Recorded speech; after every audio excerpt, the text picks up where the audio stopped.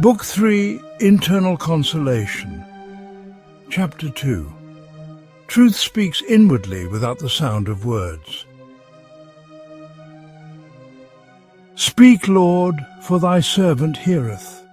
I am thy servant. Give me understanding that I may know thine ordinances.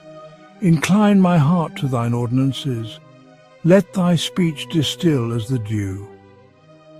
The children of Israel once said to Moses, Speak thou to us, and we will hear thee. Let not the Lord speak to us, lest we die. Not so, Lord. Not so do I pray.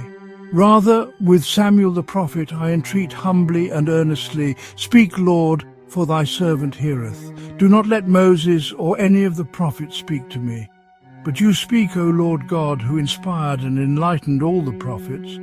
For you alone without them can instruct me perfectly, whereas they without you can do nothing. They indeed utter fine words, but they cannot impart the Spirit. They do indeed speak beautifully, but if you remain silent, they cannot inflame the heart. They deliver the message, you lay bare the sense. They place before us mysteries, but you unlock their meaning.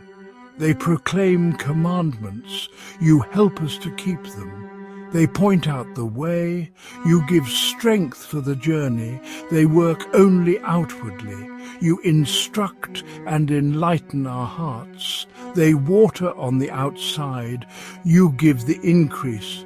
They cry out words, you give understanding to the hearer.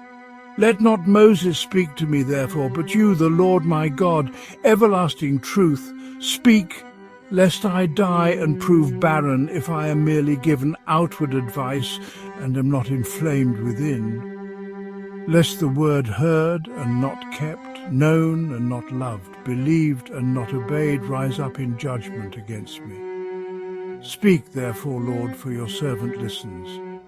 Thou hast the words of eternal life.